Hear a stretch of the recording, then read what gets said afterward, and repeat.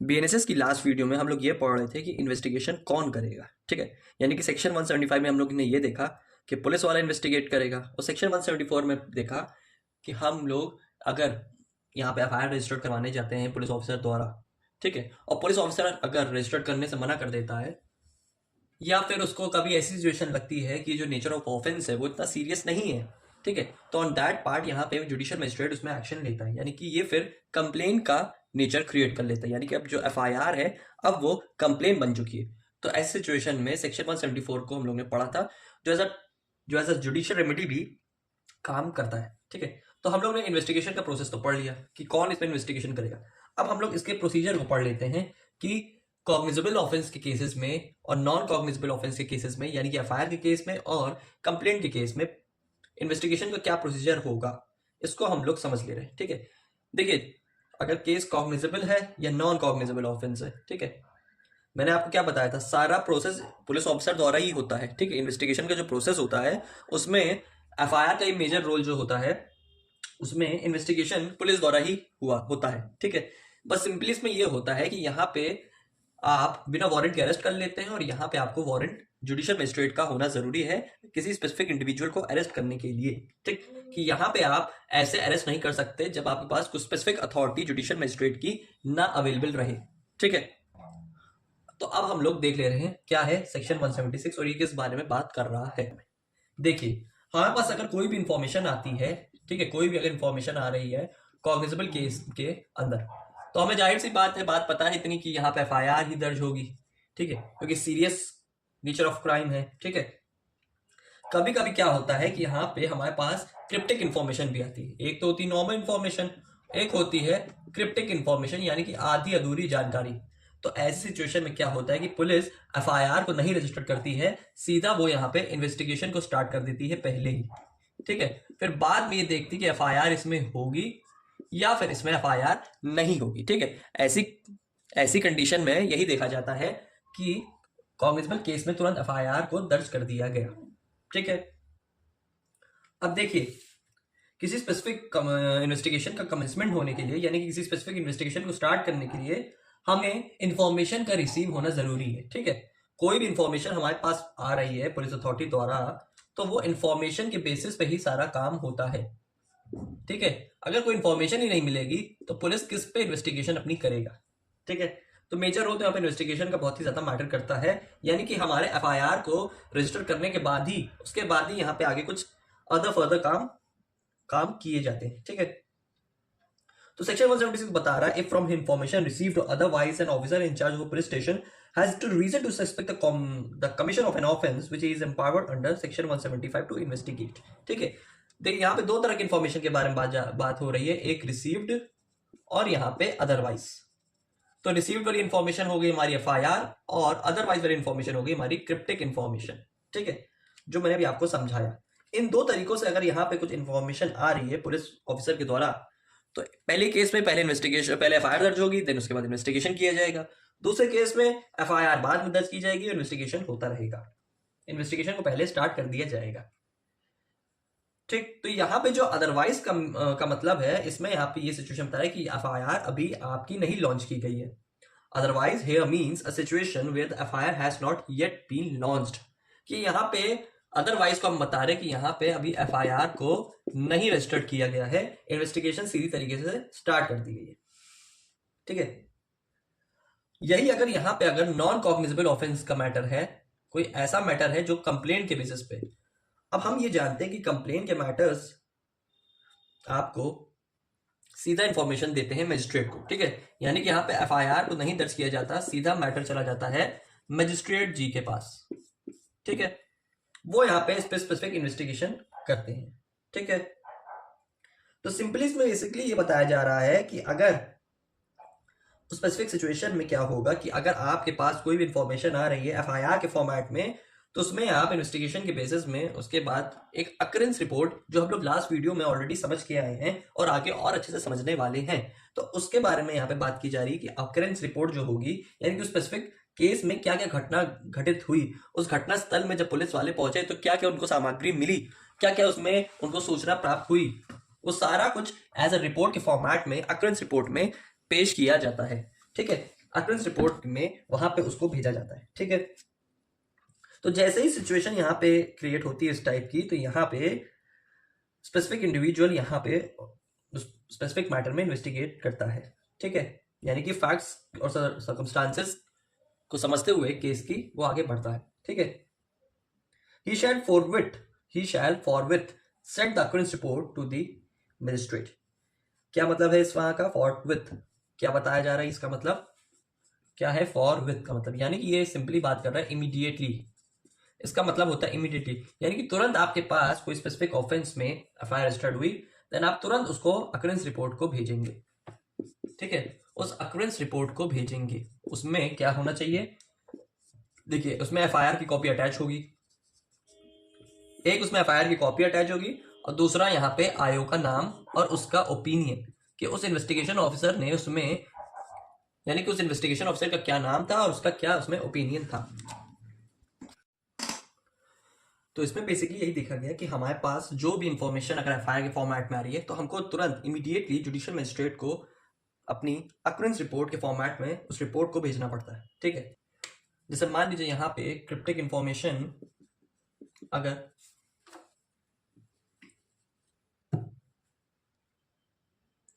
वही same situation इसमें यही है कि यहाँ पे पहले इन्वेस्टिगेशन होगी, एफआईआर बाद में रजिस्टर की जाएगी, ठीक है। तो यहाँ पे जब यहाँ पे अक्रेंस रिपोर्ट आती है किसके पास, जुडिशियल मजिस्ट्रेट के पास, ठीक है, तो उसमें वहां पे क्या होता है कि वो दो चीज को भेजता है, एक कॉपी ऑफ एफआईआर, आईओ का नाम, और साथ ही अपना ओपिनियन जो उसने उसमें फॉर्म किया उस स्पेसिफिक केस के अंदर, ठीक है। देखिए अक्रेंस रिपोर्ट का बेसिकली यही मोटिव रहता है कि यहाँ पे मजिस्ट्रेट को उस स्पेसिफिक मैटर के बारे में अवेयर किया जाए,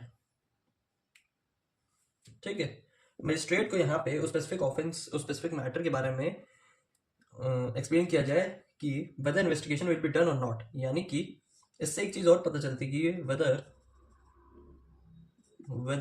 इन्वेस्टिगेशन विल बी डन और नॉट, कि वहां पे इन्वेस्टिगेशन होनी चाहिए थी या फिर नहीं होनी चाहिए थी, इसका अक्रेंस रिपोर्ट से इससे पता चल जाता है, ठीक है। वही जो नॉन कॉग्निजेबल ऑफेंस के मैटर होते हैं, यानी कि जो नॉन कॉग्निजेबल केसेस है जिसमें कंप्लेंट के फॉर्म में मजिस्ट्रेट के पास इंफॉर्मेशन जा रही है, देखिए इसमें अक्रेंस रिपोर्ट की कोई नीड नहीं रहती, ओआर की नीड इसलिए नहीं रहती क्योंकि देखिए हमको जाहिर नॉर्मल सी बात है, हमें ये चीज पता है अच्छे से कि यहाँ पे देखिए एफआईआर का रोल है नहीं, डायरेक्ट इन्फॉर्मेशन जो आ रही है वो सीधा मजिस्ट्रेट के पास ही आ रही है। जब मजिस्ट्रेट ही नॉन कॉग्निजेबल ऑफेंस में देख रहा है तो उसको उसमें ऑकरेंस रिपोर्ट की नीड ही क्या है, उसे क्यों अवेयरनेस और किसी स्पेसिफिक मैटर के बारे में टाइप ऑफ अवेयरनेस की नीड है, क्योंकि उसके पास ऑलरेडी उस ऑफेंस की नॉलेज है ना, उस स्पेसिफिक ऑफेंस की नॉलेज उसको ऑलरेडी है जब दी गई है, तो उसमें एज सच कोई नीड नहीं है, ठीक है। तो अक्रेंस रिपोर्ट वहां पे नहीं फॉलो होती है,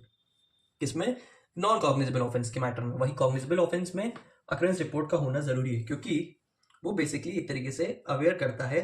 यानी कि एक तरीके से ओपिनियन क्रिएट करके देता है कि यहाँ पे इन्वेस्टिगेशन होनी चाहिए थी या फिर स्पेसिफिक मैटर में इन्वेस्टिगेशन नहीं होनी चाहिए थी, ठीक है। और जो भी यहाँ पे कॉग्निजेबल ऑफेंस में एफआईआर रजिस्टर्ड हो रही है पुलिस ऑफिसर द्वारा, वो तुरंत ही उसकी इमीडिएटली एक अक्रेंस रिपोर्ट भेजी जाती है मजिस्ट्रेट के पास, ठीक। आगे सेक्शन 176 में और समझते हैं, ये देखिए ये 176 का क्लॉज 1 था, ये क्लॉज 1 था, 176 का क्लॉज 1। अब इसी में कुछ फर्दर और बातें कही गई हैं, दो तरह की इसमें बातें बताई गई हैं, ठीक है। इसमें दो प्रोविजन को ऐड किया गया है, प्रोविजन ए और बी, ठीक है। क्या इसमें बात बताया जा रही है, ठीक है,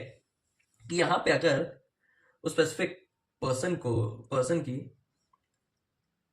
देखिए अगर उस स्पेसिफिक सिचुएशन में कोई ऐसा केस आ रहा है किसी पर्सन द्वारा जिसके नेचर को समझते हुए ये लग रहा है कि ये सीरियस नहीं है, नॉट सीरियस इन नेचर, ठीक है। अगर उसको यहां पे लग रहा है कि वो क्राइम जो हुआ है वो इतने सीरियस नेचर का नहीं है, ठीक है, इतना संगीन नहीं है वो, तो ऐसे मैटर में पुलिस कोई भी इन्वेस्टिगेशन नहीं करेगा और वहां पे वो स्पॉट में नहीं जाएगा, नो स्पॉट विजिट, ठीक है, वो इन्वेस्टिगेशन के टाइम पीरियड में वहां पे स्पॉट में नहीं आएगा। ठीक है, और साथ ही साथ यहाँ पे उसको नो ग्राउंड, उस स्पेसिफिक केस पे उसको कोई ग्राउंड ही नहीं नजर आ रहे हैं जिसपे एज अ FIR रजिस्टर्ड होनी चाहिए थी, तो then police officer will not investigate the case. ठीक, ऐसी सिचुएशन में क्या होगा कि अगर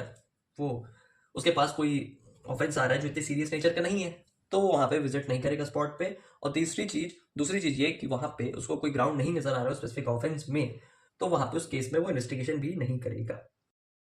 176 क्लॉज 1A और B दो तरीके की बात करता है, जिसमें अगर कोई ग्राउंड नहीं हो, अगर वो सीरियस नेचर का क्राइम नहीं है। साथ ही इसमें बताया गया है कि जो रेप के ऑफेंस होंगे, जो रेप ऑफेंसेस होंगे, उसमें क्या होगा, पुलिस ऑफिसर खुद उस विक्टिम के रेसिडेंस में जाएगी, उस विक्टिम के घर में वो खुद पुलिस ऑफिसर जाएगा। ठीक है, उसके स्टेटमेंट को रिकॉर्ड करेगा, और ये सारा कुछ वुमेन पुलिस ऑफिसर द्वारा होगा। ठीक है, ध्यान से सुनिएगा, इसमें वुमेन पुलिस ऑफिसर का प्रेजेंस होना जरूरी है, उनके साथ में पेरेंट्स अवेलेबल रहेंगे विक्टिम के। ठीक है, विक्टिम के पेरेंट्स भी हो सकते हैं साथ में, और उसके रिलेटिव्स भी प्रेजेंट हो सकते हैं वहां पे। ठीक, यहाँ पे इतनी चीजें वो करेगा, और सारे स्टेटमेंट जो होंगे वो रिकॉर्ड करेगा वीडियोग्राफ के फॉर्मेट में, यानी कि ऑडियो वीडियो इलेक्ट्रॉनिक मीन्स के थ्रू, इंक्लूडिंग मोबाइल फोन, यानी कि मोबाइल फोन से उसके स्टेटमेंट को रिकॉर्ड किया जाएगा। ठीक है, किसके, विक्टिम के स्टेटमेंट को, कौन से केसेस में, रेप के ऑफेंस में, और वहां पे police officer, women police officer साथ में जाएगा उनके घर, रेप विक्टिम के। ये इसमें बताया गया। सेक्शन 176 क्लॉज 2 क्या बात कर रहा है, जो भी इंफॉर्मेशन उसको A और B क्लॉज से मिली, यानी कि पहला उसको लगा कि नॉट सीरियस ऑफेंस है। ठीक है, पहला उसको लगा कि वहां पे सीरियस ऑफेंस नहीं है, और दूसरा उसको लगा कि वहां पे नो ग्राउंड, यानी कि कुछ स्पेसिफिक केस में कोई ग्राउंड भी नहीं नजर आ रहा है। तो ऐसी दो कंडीशन में ये सारी चीजें वो उसी समय मजिस्ट्रेट को सौंपेगा अक्रेंस रिपोर्ट के अंदर, यानी कि अक्रेंस रिपोर्ट में ये चीज वो बताएगा कि यहाँ पे मैंने ये दोनों चीज को देखा और समझा, और फिर उसके बाद ये सारी चीजें वो अक्रेंस रिपोर्ट में डाल के मजिस्ट्रेट के पास पहुंचाएगा। ठीक है, और साथ ही साथ इन्फॉर्मेंट को भी ये समझाएगा या फिर ये बताएगा कि तुम्हारे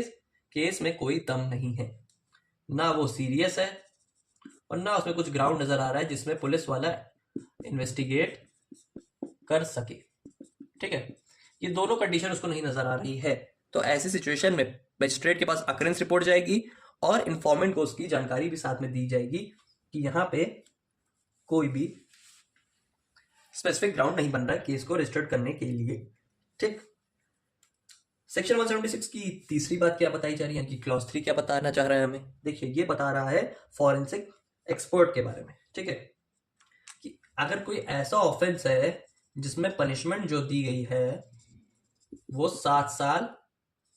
या उससे ज्यादा है, 7 years और प्लस मोर, तो ऐसी कंडीशन में वो ये सारा नोटिफिकेशन देगा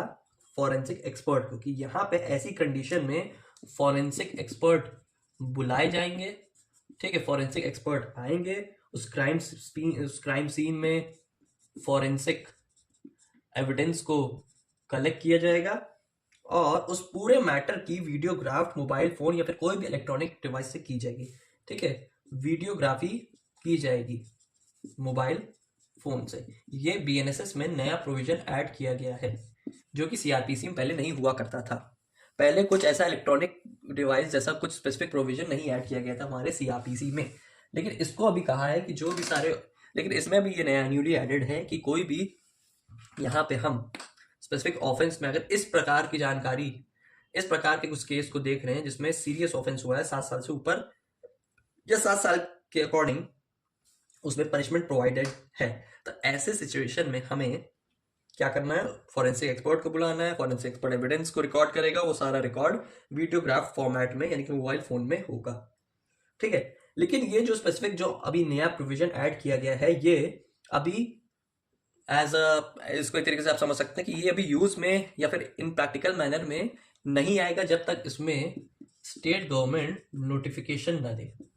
यानी कि जब तक इसको नोटिफाइड ना कर दे स्टेट गवर्नमेंट कि आप ये अभी ऐसा कर सकते हैं, तो तब तक इसमें कुछ नहीं किया जाएगा। जैसे स्टेट गवर्नमेंट इसमें नोटिफिकेशन प्रोवाइड कर देगी, आप ये फिर ये कंडीशन, फिर ये आपका वीडियोग्राफ वाला सिस्टम यूज में आ जाएगा, तब ये मेथड इस्तेमाल कर लिया जाएगा। लेकिन इन सच अदर केस अभी इसमें कुछ एज सच आप इसको यूज नहीं कर सकते एक तरीके से। तो ये आपको सेक्शन 176 बताना चाह रहा है। अब देखिए, हम लोग जब सेक्शन 176 को पढ़ रहे थे, यानी कि प्रोसीजर फॉर इन्वेस्टिगेशन पढ़ रहे थे, तो बार बार उसमें ये अकरेंस रिपोर्ट कई बार अकर हो रही थी, ठीक है। अब इसका क्या मतलब है, और ये इसका क्या इतना इसका गुणगान किया जा रहा है, ये इतना ये एसेंशियल है, क्यों इतना ये इंपॉर्टेंट है, हमारे इन्वेस्टिगेशन का पार्ट क्यों है, क्यों ये मजिस्ट्रेट को भेजा जाता है, तो इस तरीके के हम लोग डाउट थोड़ा समझ लेते हैं। पहले इसमें क्वेश्चन अराइज किया जा रहा है कि why the occurrence report to be sent immediately, to be sent forthwith, ठीक है। क्यों हम तुरंत अकरेंस रिपोर्ट को भेजते हैं मजिस्ट्रेट के पास, पहला क्वेश्चन। दूसरा क्वेश्चन इससे लिंक्ड है, कि what is the effect of delay in sending the occurrence report, कि अगर अकरेंस रिपोर्ट हम बाहर देर से भेजते हैं तो उसमें क्या कंडीशन क्रिएट होती है, उसमें क्या कॉन्सिक्वेंसेस निकल के आते हैं। What is the effect of delay in sending the occurrence report, ये दूसरा क्वेश्चन। पहला सिचुएशन ये है कि अकरेंस रिपोर्ट तुरंत क्यों भेजी जाती है, दूसरा क्वेश्चन ये है कि यहाँ पे अगर हम अकरेंस रिपोर्ट भेजने में देर कर देते हैं तो क्या उसमें कॉन्सिक्वेंसेस निकलते हैं। देखिए इसका मैं आपको आंसर यहां पे लिख के दे रहा हूं। It is simple accepted that if an FIR has been lodged, it shall be sent to the judicial magistrate so that he gets the notice of the same and he is able to maintain the record of the same। देखिए क्या मतलब है statement का, record of the same. This is also to prevent a police officer from making any manipulation in the FIR। क्या मतलब हुआ statement का, देखिए ये यहां पे बताया जा रहा है कि अगर हम FIR को लॉन्च करने के बाद इसकी रिपोर्ट यानी घटना की सूचना हम जब जुडिशियल मजिस्ट्रेट को देते हैं, तो इससे ये समझ आ रहा है कि हम जुडिशियल मजिस्ट्रेट को इसके बारे में जानकारी दे रहे हैं। उसको कैसे नोटिस मिलेगी, उसके स्पेसिफिक केस में कुछ भी ऑफेंस अगर हो रहा है तो उसके बारे में उसको नॉलेज कैसे मिलेगी, ये नॉलेज उसको अकरेंस रिपोर्ट देती है, ठीक है। और साथ ही साथ ये उसके रिकॉर्ड में भी चढ़ाई जाती है मजिस्ट्रेट के कि यहाँ पे स्पेसिफिक केस में हमने ये कॉग्निजेबल लिया, तो उसका एक पार्ट ऑफ रिकॉर्ड क्रिएट किया जाता है। और सबसे मेन जरूरी बात है कि हम यहाँ पे मैनिपुलेशन को रोकते हैं, यानी कि FIR में कई बार क्या होता है, छेड़छाड़ कर दी जाती है कि लिखा कुछ और है और अकरेंस और वहां पे बताया कुछ और जा रहा है, इन्वेस्टिगेशन में है कुछ और, स्टेटमेंट वहां पे कुछ और दिया जा रहा है। तो इन तरीके के प्रोसेस को बचने के लिए या मिसकंडक्ट ना क्रिएट हो किसी का भी, ठीक है। पुलिस ऑफिसर अगर यहाँ पे कुछ इनएप्रोप्रिएट या फिर कुछ इरेगुलरिटीज प्रोसीडिंग्स में ना क्रिएट करे, तो उससे बचने के लिए यहाँ पे अकरेंस रिपोर्ट को ऐड किया गया था, ताकि अकरेंस रिपोर्ट जब अगर भेज दी जाएगी तो जुडिशियल मजिस्ट्रेट को इसके बारे में पहले ही नॉलेज मिल जाएगी कि उस स्पेसिफिक ऑफेंस में क्या हुआ है। जब स्पेसिफिक ऑफेंस में उसको पहले ही नॉलेज मिल जाएगी तो बाद में आप जितनी भी छेड़छाड़ कर लें आप बाद में पकड़े जा सकते हैं, क्योंकि आपको उसके बारे में उसकी जानकारी नहीं थी। जो जानकारी आपको ऑलरेडी जब आपने मजिस्ट्रेट को दे दी है, फिर बाद में आप क्योंकि बाद में आप जितने भी चेंजेस कर लें उससे कोई भी फर्क नहीं पड़ेगा, क्योंकि डायरेक्टली आपने यहाँ पे एक तरीके का अवेयरनेस क्रिएट करके उस स्पेसिफिक मैटर की दे दी जुडिशियल मजिस्ट्रेट को। तो इसीलिए यहाँ पे अकरेंस रिपोर्ट नेसेसरी होती है, तुरंत के तुरंत भेज देना। और अच्छा, दूसरा सवाल यहाँ पे क्रिएट हो रहा है कि क्या अकरेंस रिपोर्ट हम बाद में भेजें या थोड़ा देर लगा दे भेजने में, इमीडिएटली ना भेजें अगर पुलिस ऑफिसर, तो उसमें क्या इफेक्ट पड़ता है। ठीक है,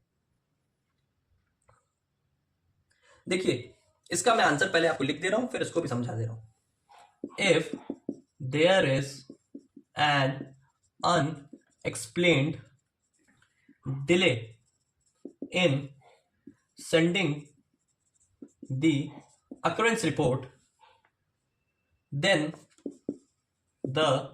judicial magistrate will get the suspicious about the role of investigation officer and will not rely much upon the testimony of the IO and upon the IO, but the merits of the case will not affected. अब ये क्या statement हमें बताना चाह रहा है कि अगर यहाँ पे अगर हम यहाँ पे अक्रेंस रिपोर्ट भेजने में समय लगा देते हैं मजिस्ट्रेट के पास, अक्रेंस रिपोर्ट टाइम से नहीं पहुंच पाती है, डिले हो जाती है, ठीक है, तो ऐसी कंडीशन में क्या होता है कि अगर उस डिले का रीजन अप्रोप्रिएट नहीं है, ठीक है, वो ऐसा है जिसको पुलिस वाला नहीं समझा पा रहा है या उसको लग रहा है कि इसमें उसने छेड़छाड़ी अब कर दी या वो पकड़ा गया है, कोई वैलिड रीजन नहीं है जुडिशियल मजिस्ट्रेट के सामने उस अक्रेंस रिपोर्ट को बताने का कि क्यों उसने देर से भेजी, तो ऐसी कंडीशन में क्या होगा, जुडिशियल मजिस्ट्रेट समझ जाएगा कि यहाँ पे कुछ तो गड़बड़ है, कि आयो ने यहाँ पे कुछ छेड़छाड़ी की है एफआईआर के साथ कुछ, और उसको लग रहा है कि यहाँ पे कुछ ना कुछ मामला इंटरनली इनएप्रोप्रिएट है। तो ऐसी कंडीशन में वो आयो की दी गई टेस्टिमनी पे बिलीव नहीं करेगा, क्योंकि वो उसको लग ही रहा है कि जब यहाँ पे उसने अकरेंस रिपोर्ट देर से भेजी, कि यहाँ उसने जब यहाँ पे जुडिशियल मजिस्ट्रेट को अकरेंस रिपोर्ट जब देर से भेजी है तो डायरेक्टली इससे समझ आ रहा है कि यहाँ पे एफआईआर में पहले जरूर छेड़छाड़ हुई होगी, और जब यहाँ पे एफआईआर में ऑलरेडी जब छेड़छाड़ हुई है तो उसके ये उससे यही डायरेक्टली क्रिएट हो रहा है कि यहाँ पे आयो की भी टेस्टिमनी पूरी तरीके से झूठी है, फॉल्स है, फ्रिवलेस है, कुछ उसमें एक्सप्लेन करने लायक नहीं है, तभी वो नहीं बता पा रहा है और इसीलिए यहाँ पे डिले हुआ है। लेकिन भाई दूसरी तरफ अगर वहां पे वो एक्सप्लेन किया जा सकता है, वैलिड रीजन निकलता है जिससे जुडिशियल मजिस्ट्रेट सेटिस्फाई हो जाता है, तो वहां पे कुछ पॉइंट ऑफ चांसेस क्रिएट हो सकते हैं कि अकरेंस रिपोर्ट को हम लोग डिले होने में भी एक्सेप्ट कर लें। अब दो क्वेश्चन यहाँ पे और अराइज होते हैं अकरेंस रिपोर्ट को लेके, कि पहला क्वेश्चन ये है कि what magistrate will do with occurrence report, magistrate occurrence report के साथ क्या करेगा। और सबसे दूसरा इंपॉर्टेंट क्वेश्चन कि how occurrence report submitted to magistrate. दो तरीके के यहां पे सवाल आपके सामने प्रस्तुत होते हैं कि अकरेंस रिपोर्ट के साथ जुडिशियल मजिस्ट्रेट क्या करेगा, और दूसरा अकरेंस रिपोर्ट किस तरीके से कैसे जुडिशियल मजिस्ट्रेट के सामने सबमिट की जाएगी। तो जुडिशियल मजिस्ट्रेट के सामने अकरेंस रिपोर्ट कैसे सबमिट की जाएगी, इसका जवाब हमको मिलेगा सेक्शन 177 से, और क्या करेगा उस अकरेंस रिपोर्ट के साथ, इसका जवाब हमें मिलेगा सेक्शन 178 से। तो सेक्शन 177 और सेक्शन 178 क्या है, किसके बारे में बात करता है, ये हम लोग समझेंगे अपनी नेक्स्ट वीडियो में। तो अभी तक आई होप आपको सारे डाउट अच्छे से क्लियर हुए हों, हर चीज एकदम एप्रोप्रिएट मैनर में समझ आई हो। तो मिलते हैं फिर बीएनएसएस की नेक्स्ट वीडियो में।